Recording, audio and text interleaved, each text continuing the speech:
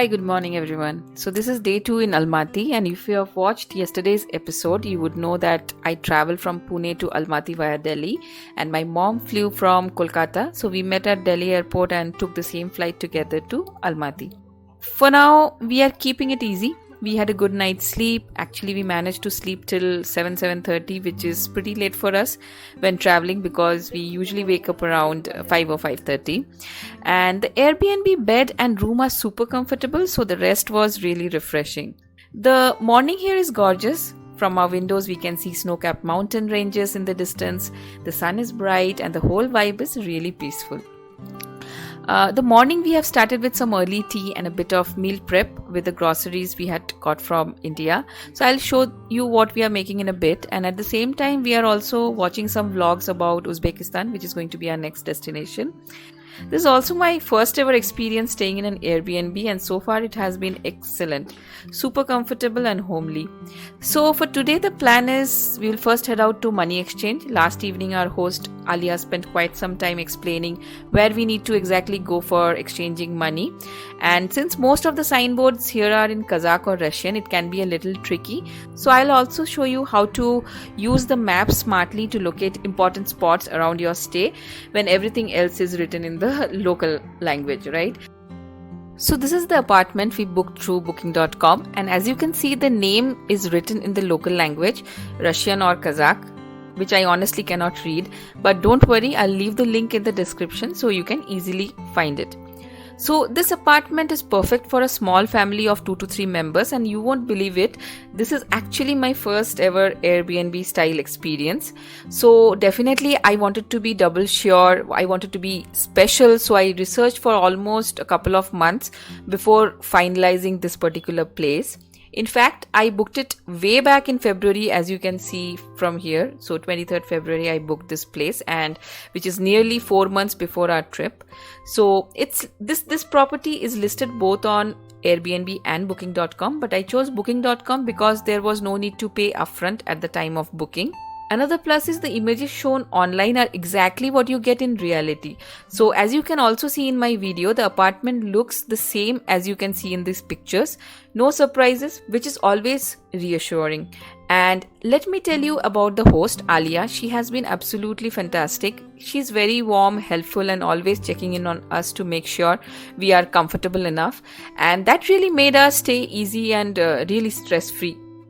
Now, one challenge here in Almaty is the language barrier. So most names and addresses are in Russian or Kazakh, which can get really confusing. So before traveling, I always do one thing when I go to a new country. I check how the building looks from outside, because visual identification helps a lot when you are trying to find your way, especially when you are coming from the airport to your apartment for the first time.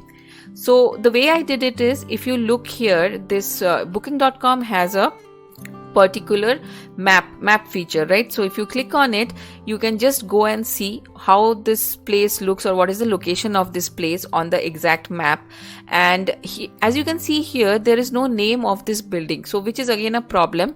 So what I did was I went through all the reviews, and someone mentioned it is just across the street to Grand Voyage Hotel, which was the key.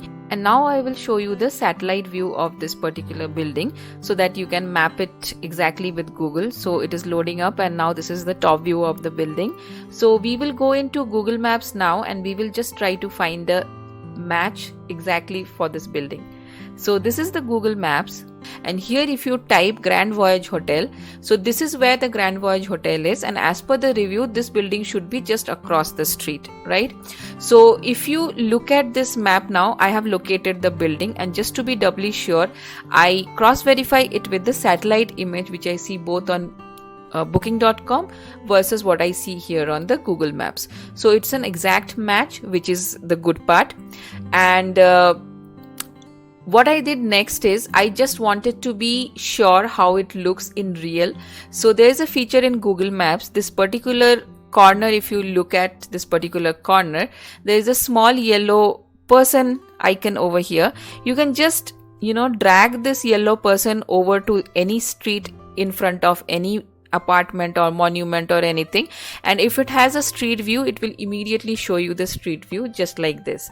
So just drag your mouse pointer and over there you can see the 3D picture or the real picture of that particular apartment or place. So this is very useful, especially if you are in a new country and you don't know the language. It's always best to go by this way. You should do your research before you reach there, and you should know how your building looks. So as you can see now, I can navigate across the map. I can just drag my pointer. I can just zoom into that particular building, and I can get more details. And there's a supermarket below this building, so that is also very convenient, which I told you from where we brought the water last evening. So this is our building, and you can see that in front of our building there is this wide road which is running across, and we will just cross this road and go somewhere forward to get to that money exchange. So that is where we are going to go today. And before that, coming back to this place, now I want to show you how you can navigate around the city and which app will come in handy. So if you have been following my Kazakhstan vlogs, you know that I have created a guide in which I have given all the detailed list of apps that you need to have handy so that you can navigate throughout the city. So if you haven't checked that out, do check that out. It has some useful information.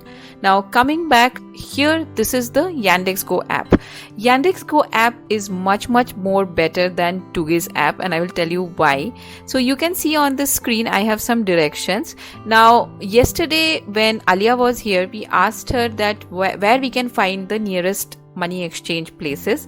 So she gave us the suggestion of 2 different exchanges which were at walking distance from this place. One is the Arsenal and second is the Valuta. So Alia recommended that Arsenal is better. We will go there only. Both are just a short walk away, like 5 to 6 minutes each way. Now what I really like about using the Yandex Go map is that just like Google Maps, you can hover over a place and instantly see the address, reviews and even images. So this is super helpful when everything around you is written in local language. And personally, I find Yandex Go better than the Tugis app, which is the recommended app, mainly because it's about 99% in English and it is extremely accurate. So if you are traveling here, I would definitely recommend Yandex Maps over Tugis. Now, what's even more interesting is the street view feature. When you enter your source and destination and switch on to the street view in Yandex Maps, you will see something similar to Google Maps, but with one big difference. That red building you see on the screen is the Arsenal money exchange counter where we will be going. So Yandex Maps has this pink guiding line that literally shows you where the exact path to walk step by step. It makes it so much more easier to understand where you need to cross, which direction you need to take, and it removes all kind of confusions. So honestly, I don't know why Google Maps doesn't have this feature yet, because it feels super convenient. And just like that, I can also check the route to the Valuta exchange in the same way. Simply follow the arrows and the guiding line. So that's the plan for now. We will first have our breakfast, then we will head out to one of these exchanges to get some money exchange, and after that we will be moving to the next spot, which will be Green Bazaar, and let's see what we find there. So I'm preparing a very simple breakfast this morning. We honestly don't have too many breakfast items today, but the good part is that we are making to do with whatever we already have. Some of the things we didn't eat on our Air Astana flight, like these buns, we have kept it aside and now they are coming handy. Along with that, we have a few cheese cubes, some milk powder sachet that we carried from India, and of course the coffee that was already there here in our Airbnb. So yes, it's more like a makeshift breakfast, very minimal, but it works perfectly because it's still early and we are not too hungry. But the best part about this morning isn't really about the food. It's this experience of starting the day slowly and peacefully. So back home, we are always so rushed, living in different cities, caught up in our own schedules, that we rarely get the chance to sit together and enjoy a simple breakfast and chit chat over food. But here in this Airbnb, it feels completely different. It's like our own cozy space with a beautiful view and just a relaxed, homely start to the day. And I really can't remember the last time I felt this way. It already feels like home even in a new city. Breakfast is now done and we are starting a bit of the meal prep before we head out. Here you can see some masoor dal, the typical red lentil. I had soaked it while we were having breakfast and now it's ready for cooking. For now, let me show you a bit about the setup here. The apartment has a hot plate stove, not induction. It took us a little while to figure out how it works since it switches off and on in a certain way, but now we have got the hang of it. When the coil turns bright pink, that's when you know it's heated up.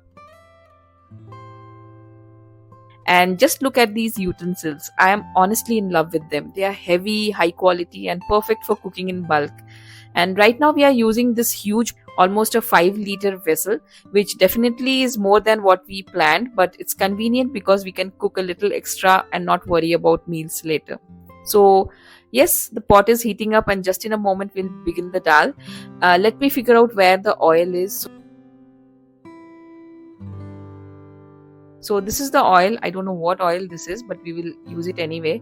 Actually, I'm planning to make a detailed video later on this kind of meals that you can easily cook in an Airbnb.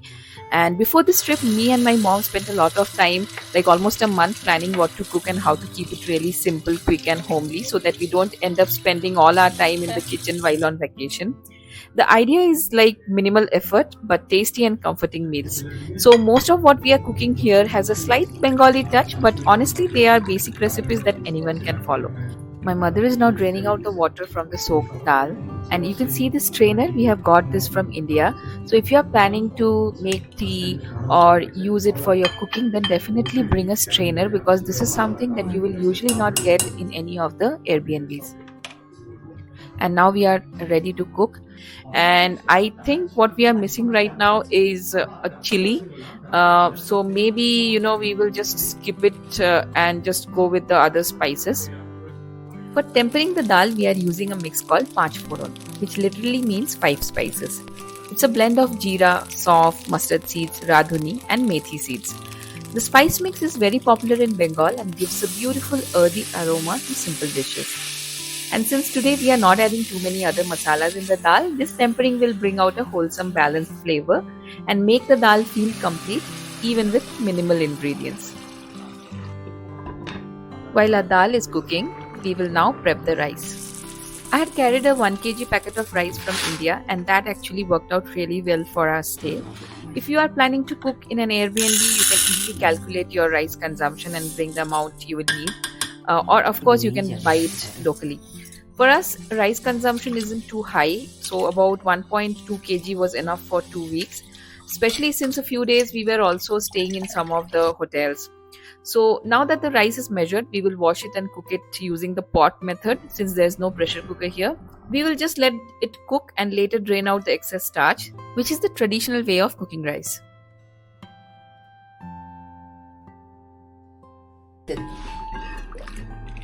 Both the rice and dal are ready now, so we will quickly take a bath and head out. It's almost 10:30 am, so first we will stop by the money exchange and then we will make our way to the Green Bazaar. So we are ready to start our day now, waiting for the lift to come. The apartment has multi-level security, which I really liked. At the main door, we have a small key that we just touch on the lock to exit the building, and there's another gate outside where the same key works. On returning, we enter a passcode at the outer gate to get in. So overall, it feels like a well-protected, gated community. Now, it's almost 11:10 right now, and the sun is quite hot. Inside we didn't realize it, but under the sun it feels strong, so we are carrying umbrellas and hats. If you are visiting around early June, keep in mind that the midday sun can be harsh, so definitely carry something for protection. And now we are at the corner of the road, heading first to the currency exchange. I have got the Yandex map open and following the route. And just to mention, Google Map works here too. I know many people say that it doesn't, but in my experience, it works almost like 80% of the time. Though it doesn't show as much surrounding detail as Yandex, but still if you are looking for a specific building, Google Maps is reliable as well. Just look at this road we are walking on. It's so neat, green and beautifully maintained. And there's no litter anywhere. And that's something I truly love about Almaty. This city is full of little neighborhood parks and big public parks where people sit, relax and enjoy life. So the whole vibe here is calm and peaceful, not like rushed like our Indian metro cities. And the weather today is bright and sunny. Walking under this green feels so refreshing. The sidewalks and roads are perfectly smooth, so much so that my mom, who is a senior citizen, absolutely loved walking on these sidewalks every day of our stay. and that itself tells you how well this city is designed for walkers. You can also see all these public transports, so electric buses, trolley buses, plenty of good options to explore, and probably when we go to Shimbulak that day we will try out some. At the end of each day I will be sharing you how many steps we walked, just to give you an idea of how much exploring we are doing on foot. We have reached the Arsenal money exchange. Today's rate is 1 USD equal to 511 tenge, which is better than what we got at the airport. So I'll exchange about 200 USD, enough to last for a couple of days, and top up as required. No? Yeah. So this is our first Yandex Go ride, and we are on our way to Green Bazaar. This app works very much like our Ola or Uber in India, and you can choose from different categories of cab depending on your budget. And there are surge prices also, so keep that in mind. The payment here is done in cash. Now here's a quick travel tip. Yesterday when we came from the airport to our Airbnb, I faced a lot of trouble registering the app with my new local SIM card. Turns out this is a common problem for many tourists, and the fix here is just log in with your Gmail ID instead of the new number. And the moment I did that today morning, the app started working perfectly, and I could book rides without issue. So the Green Bazaar should take around 3 to 5 minutes as per what Yandex is telling me. And with Almaty's smooth roads and well-managed traffic, it really feels effortless.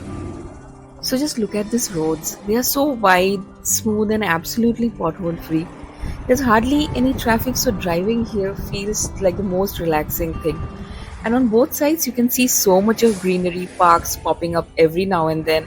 And then there are these cute little shops that honestly give such an European vibe. The buildings are pretty spaced out, nothing feels cramped, and even the cars on the road are really good looking. You actually enjoy just watching them go by. And the best part, the air feels so fresh. It's like you are breathing properly for a change. And really, if you want to enjoy these foreign city vibes at a budget-friendly cost, I think Almaty is just a great place. So whatever I am seeing right now, I'm really beginning to like this city a lot. So the cab has actually dropped us on the opposite side of Green Bazaar, and we just crossed the road and walking down the pavement that leads to the main entrance of the bazaar. And honestly, the moment you start walking here, it already feels like a mini bazaar. Fortunately for us, today the weather is extremely good, and you can find tiny shops all lined up. Like, look at these things: books, magnets, school items, even utensils.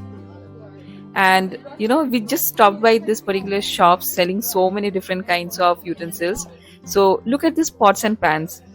They are so pretty that me and my mom were actually tempted to start shopping right away, but we kind of controlled.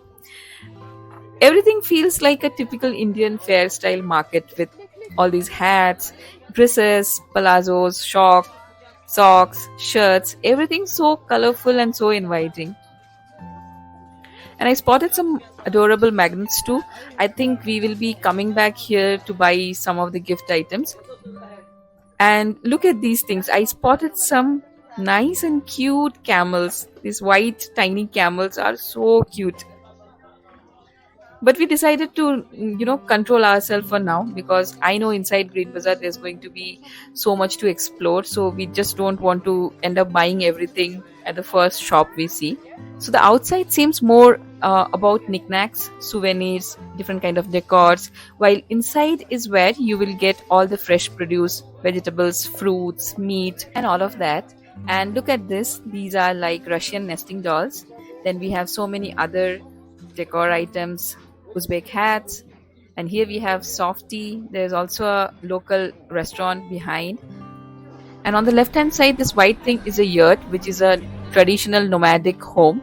It's interesting to see one right outside this bazaar. And outside it is pretty hot today, so we will go inside now. And the moment we enter through this door, it feels cooler. And wow, look at this. So this is the famous Green Bazaar. I have seen so many videos, and trust me, it's massive. Like, if you get a bird's eye view, you can understand the size and scale of this entire market. And one could walk around here for hours. And that's exactly what we are planning to do. So, but before that, something caught my eye. We stopped at one of these big stores right at the start, and wow, what I'm finding intriguing is this has some fish. I can see some of the fishes, frozen fishes from the window, and it looks like they also have salmon. I'm pretty interested to get some fish and we can cook it at our Airbnb. I don't know what is the cost. If it is cheaper than India, then probably I might be tempted to buy some salmon as well. So let's go inside.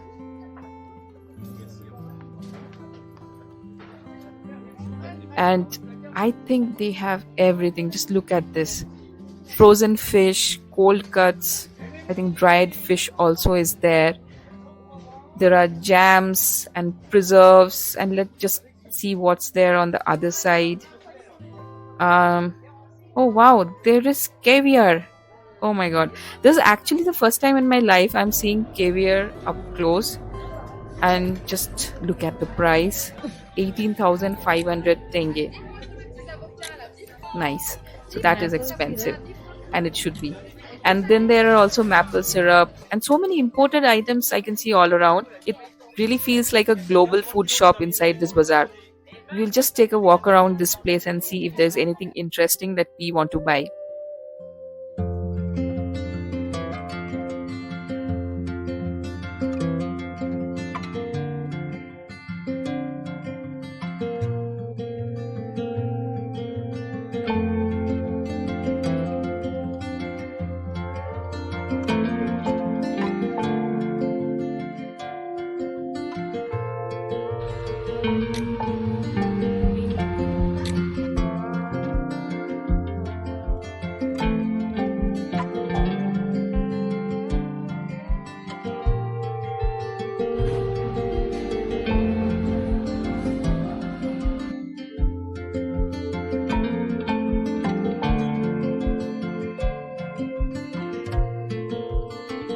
So we just came out of that fish store and everything inside was super expensive. So we decided to skip it for now. And now we are going to explore the actual Green Bazaar produce section. So here's a quick heads up for my vegetarian friends. This bazaar has a lot of meat aisles that we will eventually cover. I'll definitely show them, but if you would rather avoid that part, no worries. I will mark the chapters so you can simply skip ahead. So for now, let's start with the vegetarian friendly section first. All the fresh fruits, vegetables and other local produce. And after that, we will move on to the non-veg section. So feel free to navigate around depending on what you like to see. Before coming to Almaty, I was really curious about what kind of vegetables we would find here in the summer month, especially since we were planning to cook during our stay. And now looking around the Green Bazaar, I can say you will easily find everything you need. There's onion, potato, corn, carrots, beet, radish, mushroom, brinjal, zucchini, spinach, asparagus, spring onions, and so many varieties of tomatoes and cabbages. So basically, you will have no problem cooking a proper vegetarian meal here. And just opposite to the veggies are the fruits. Summer in Almaty is honestly the best time for fruits. They are fresh, juicy and so tempting. You will find cherries, peaches, apricots, strawberries, raspberries, bananas, oranges, pineapples, different kind of melons, watermelons. It's a huge variety. And my tip here would be, whether you're cooking or not, definitely buy some fruits. They make the perfect snack to carry during our day trips, especially since we will be going to the lakes and canyon tomorrow. So we are going to carry some fruits for tomorrow. How much for cherry? Cherry? 3,500 kilo. And the seller even offered us a taste. It was super sweet. Mango. How much? And my mom was so tempted that our very first purchase had to be the cherries. We had initially planned for 250 grams, but they were so good that we ended up buying half a kilo. The price seemed pretty reasonable, and though we are not sure if it's the local rate or a tourist one, anyway, we ended up liking them, so we definitely would come back for more when we revisit Green Bazaar sometime in the week. While I managed the planning and the logistics on this trip, I had given all the money matter or money management to my mom, so I was completely stress free and she managed it throughout the trip. Perfect teamwork, right? This is from where? Uzbekistan. Oh, this is Uzbekistan and this is Almaty apple. And this, how much for this one? And how much? 2,000. Okay, both are And same. these are also 2000, same for the green apple? 1,000 Polshan. Acha. I think I really love walking through these produce section, vegetarian section. Just look at this, so many varieties and shapes of tomatoes. Then there is fresh corn, beets, this giant garlic bulbs that you can see on the screen, potatoes, and so much more. So everything looked so super fresh, and honestly they were surprisingly cheap. How much is this? How much? Cost? How much tenge? How much, Sanjay? How much? You tell me, we will see. How much? 700. 700 tenge, তাই তো? There are so many unique things you will spot here in Green Bazaar, like this one. We honestly could not figure out what it was at first. Later we realized it's something called as Badamer Tokti in Bengali. Basically it is candied peanuts. There were also many other candied versions of other nuts. Kazakhstan has many unique desserts, and one of the most popular ones you'll spot here in Green Bazaar is the halwa. Now this halwa is nothing to do with the Indian version where suji is used.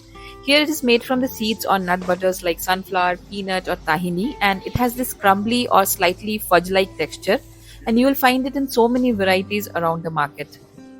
This is the dry fruit section, and you can see so many varieties here as well. This yellow crystalline substance that you see here is rock candy. Basically it's crystallized sugar. In Kazakhstan, it's often used to sweeten their teas. When they brew the tea, they usually drop in 1 or 2 sticks of this rock candy, and it slowly melts, giving that drink a really subtle, balanced sweetness. We also saw some shops selling some of the familiar masalas like haldi you can see over here, or turmeric, and then there were mixed spices, there were chili flakes, and I think jeera also we found. So you can find these kind of spices also here. Among all the different nuts in Central Asia, there is one you should absolutely not miss. The one that you see on the screen right now. At first we couldn't figure out what it was because it's really not common in the Indian subcontinent. We thought it was something unique, indigenous nut, but later on we realized it's actually pecan. If I had to describe the taste, it's like walnut but with this smooth chocolatey vanilla flavor. So it completely blew our minds and we decided to buy it right away. But here's the catch. These pecans are super tasty but also quite expensive. The seller here quoted 12,000 tenge, which is about 2,000 INR. So it's expensive, but it's so tasty that people cannot resist buying it even at this price. But here's my tip, don't go overboard at the top. If it is something expensive like nuts, wait till you head downstairs. On the lower floor, you can often find the exact same thing for less than half the price. So save your money and shop smart. ये उन्होंने दिया 1500 का 100 ग्राम 1500 का 100 ग्राम 200 3000 but it is very nice नहीं ये बहुत different है actually unique है एकदम काजू हाँ काजू 2000 yeah we will come back again to your shop. We also came across a small bakery inside the bazaar. The selection wasn't huge but everything looked good. Cakes, pastries, truffles, tarts, even eclairs. For today we just walk around and didn't try anything here.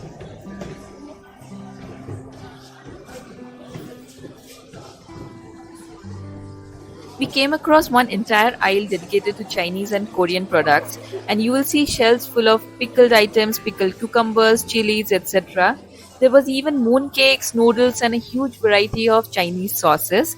So this is like a mini section for Southeast Asian cuisine, which is actually great for people who are staying here long term or cooking regularly. In the next aisle, we spotted a section with fresh fruit juices, and right beside was a shop dedicated entirely to bee products. You will find jars of honey, beeswax, candle made out of wax, and so many other interesting items. We wanted to buy a couple of eggs, but we were only getting eggs like a whole crate we had to buy, so we were still looking for it. We came across this shop selling all kinds of kitchenware, beautiful bowls, spoons, trays, mix of plastic and melamine items. But honestly, the prices felt a little on the higher side, so we just browsed around and then moved out.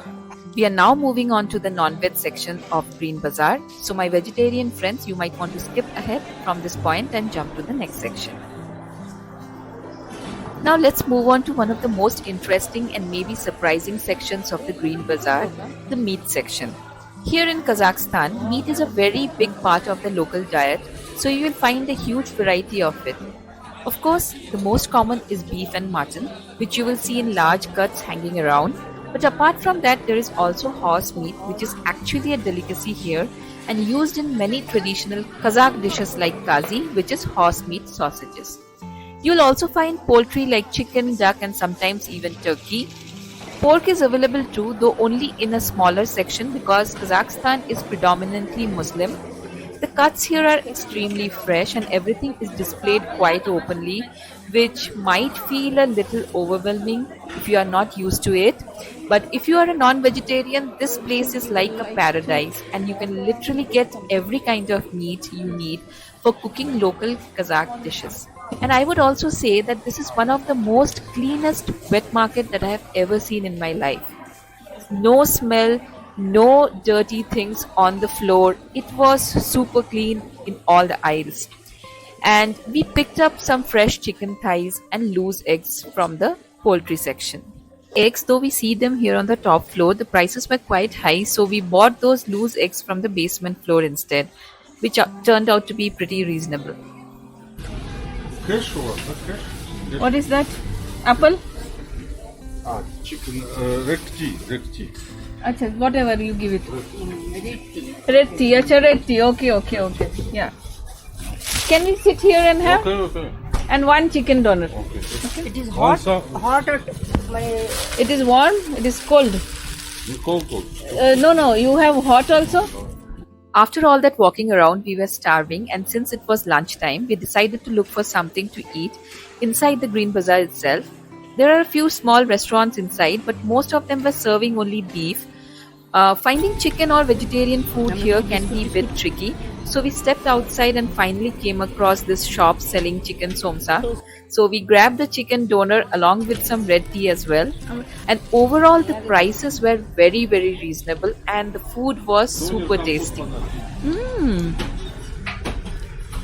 So Samsa or Samsa isn't like the Indian samosa.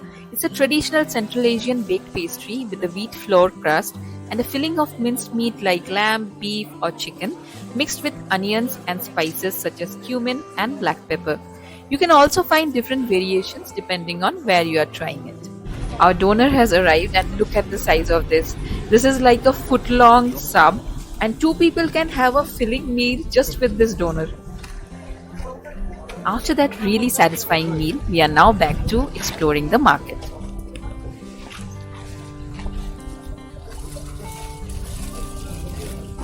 So this lane right beside Green Bazaar takes you to a street full of clothes, dress materials and sunglasses and all kinds of accessories. It honestly reminded me of Dharmotala in Kolkata or Lakshmi Road in Pune. There are lots of knickknacks to browse through. My mom even liked some slippers here, but since it was just the start of our trip, we didn't want to overload with gift items. But for ladies especially, this could be a fun place to spend time. I, on the other hand, was busy hunting for the way down to the underground floor that I had heard about in some of the YouTube videos. But so far, no luck. And we were actually very tired after walking around Green Bazaar for so long. And finally, here it is. Just around the bend, I found the way down to the underground market. So make a note of this because this is the real place you should shop in Green Bazaar. The upper floor is mostly a tourist trap, good for photos and videos, but if you actually want to buy stuff at less than half the price, then head down here. Trust me, you will save a ton of money and you will thank me later. Now, to be honest, I was struggling a bit with my legs because they were already in pain from the injuries I got on the way here from Pune. But I didn't want to waste a single day of this trip, so I was just pushing through. And even though this floor doesn't look as flashy as the other one, it's way more authentic. Let's start by checking out some of the prices here. per kilo, how much for that? 500. No, for 100 gram how much? Huh? 100 gram how much is that? 100 gram? 100 gram? 100 gram. So 600. Did you hear that? We had paid 3000 tenge for just 100 grams of pecan on the top floor. Down here, the exact same nut, same quality, same everything costs only 600 tenge. Can you imagine the price difference? We honestly felt like fools, but thankfully we had only brought 100 grams upstairs. And in case you are wondering about the quality, trust me, we tasted both and there are absolutely no difference. taste, color, freshness, it's all the same. So yeah, I was relieved that we didn't go overboard upstairs, otherwise it would have been a complete tourist trap moment. So here's my word of caution. If you really want to shop, head straight to the underground market. You will save a lot. And now let's take a look at what else is here. We still need to pick up some veggies.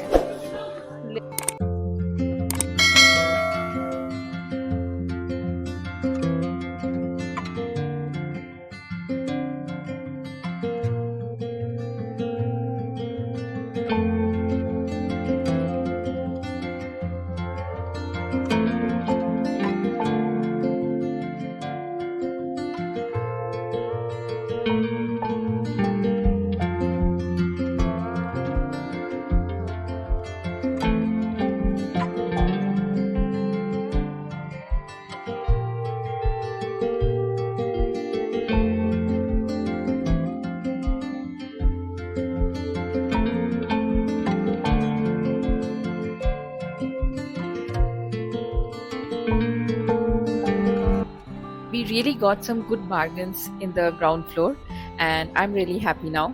For about 250 rupees, Indian rupees, we managed to buy all the groceries that we needed. And now we have stepped outside of Green Bazaar, and you can see the Lotte chocolate factory right here, that name you can read. So at first we thought we could go inside the actual factory, so we kept asking around, but the language barrier made the things tricky. Someone finally pointed out to the entry, but the problem here is that it turned out to be the small retail shop and not the actual Lotte factory that I have seen in so many videos. Uh, but it was but by this time we were completely out of energy to even find the other entrance. So we decided to just call it a day. I have booked a Yandex cab and we will just walk to the corner to catch it. Should be about a 4 to 5 minute ride back to our Airbnb, and we'll just get back there and rest a bit. Also, take a note that people follow the traffic rules, be it your vehicles or actual pedestrian traffic, everyone is following the rules.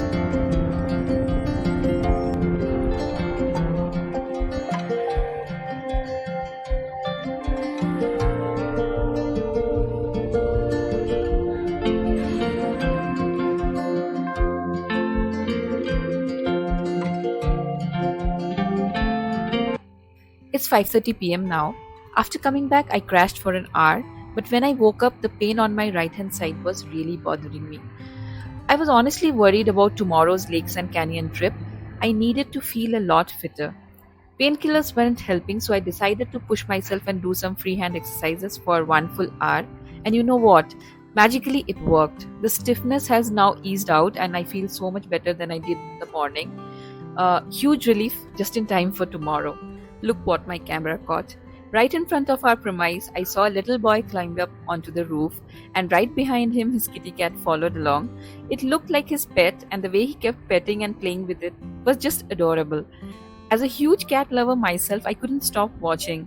At one point, he was even dancing with the cat. It was so funny and heartwarming. What struck me most was how refreshing it felt to see kids still spending time with their pets and in the nature instead of just being glued to their mobiles like we see nowadays everywhere. And honestly, this simple little scene made me really, really happy. And now we are back to cooking the rest of the things. Here's the chicken we picked up from Green Bazaar this morning. I'm going to marinate it with some curd, and you might wonder, where did the curd come from? Well, this is actually the leftover from our Air Astana flight yesterday. So instead of wasting it, I am putting it to good use. I'll keep things really simple. Just put some basic spices like haldi, dahi, chili, salt. That's it. The chicken will rest in the fridge overnight, soaking up all the flavors, and we will cook it maybe tomorrow or day after, since it's already evening and we still have a couple of other dishes to finish today. Looking at us cook so much, some of you might be wondering, what is the point of coming on a vacation if we are back in the kitchen like every day? But honestly, this feels so different from my usual cooking at home. Back there, I am always in a rush, cooking just for myself, barely having time to sit and enjoy my meal. Here, actually, it's fun. We are helping each other, chatting, cooking, simple dishes.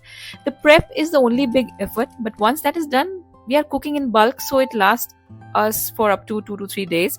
That way, we put in 1 day of work and rest of the trip we come back, relax, enjoy home style meals. For us, this doesn't feel like a work at all. Instead, we actually started enjoying all of this. And just to prove that point, look at our energy levels.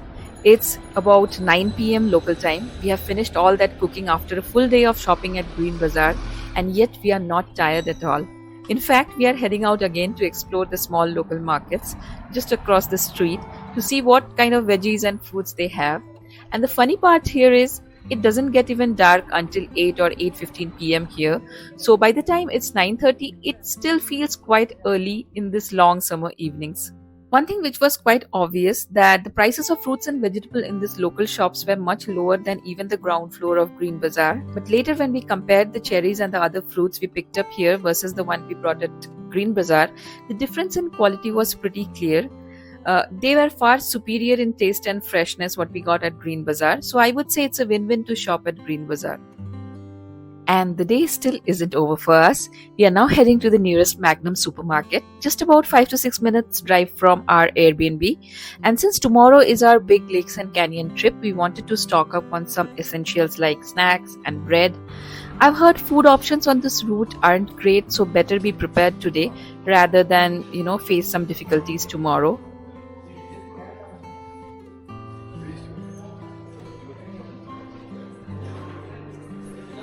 As expected, there's a veggie aisle here, but honestly, Green Bazaar beats it hands down in terms of freshness and variety. Still, it was fun spotting these, yellow tomatoes, then these kind of mushrooms, and even some sprouts. Moving on to the beverage section, we came across some interesting options, including new flavors of Fanta, which I want to try sometime. Over here, you can see kimchi, which reminded me of how much Korean influence there is in Central Asia. And you will even find Korean restaurants in Central Asia. But you know what is the real temptation? The bakery section. Here we are now. Rows of croissants, cinnamon buns, chocolate buns, and savory bread sprinkled with sesame. It was hard to resist. Since the loaves here are too large for us to finish, we decided to just grab a few of these small buns that would last for a week. And perfect for breakfast and light snacks, and exactly what we needed for tomorrow's trip. But this entire section is so tempting that I felt that I want to buy everything. But obviously that was not possible. So we had to, just select what was needed. Magnum is one of the most popular supermarket chains in Kazakhstan. And you will find its branches across Almaty, some really huge and some relatively smaller, like the one we visited.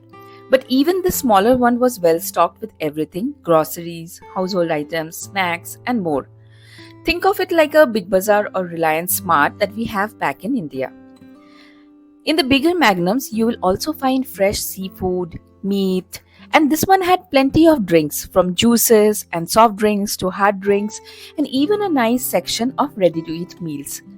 You could get fried rice, noodles, stir-fried veggies, chicken, even lasagna, and all freshly prepared in the morning and restocked daily. So it's perfect if you don't feel like cooking. You can just come here, take this, heat and eat, and you're done.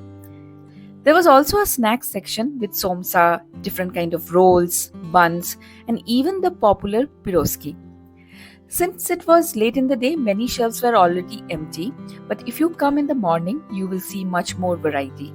And prices were overall reasonable. So we explored the meat section as well. Mostly they were chicken, lamb. Now we were searching for some butter. Most of the packs were 200 grams, which we felt too much since we couldn't carry to the next country. So what I observed was that the cheaper packs are usually margarine and slightly more expensive one are the real butter. So this is a good tip to keep in mind when you're shopping here. And eventually we settled for margarine for a couple of days, and honestly, taste-wise, it was just fine. Apart from that, you will also find chocolates, chips, reusable household items,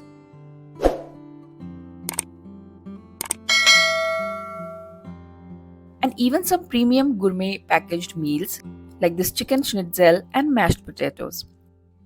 These were a little bit on the expensive side, so we kind of skipped them, but they were looking very tempting. Overall, Magnum turned out to be a great place for everyday shopping. It was very convenient, affordable, and with a wide range of options for both locals as well as travelers.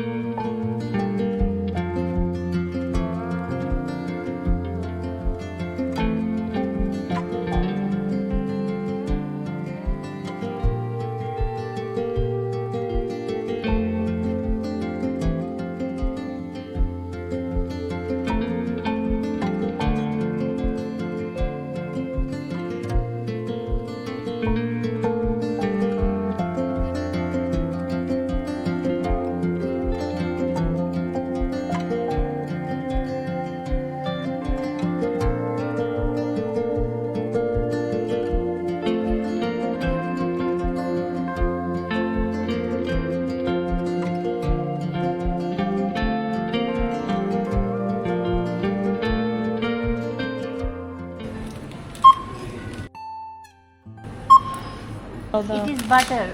Milk butter, right? Butter. Yes, Oh. right. Okay. Thank you. 2190.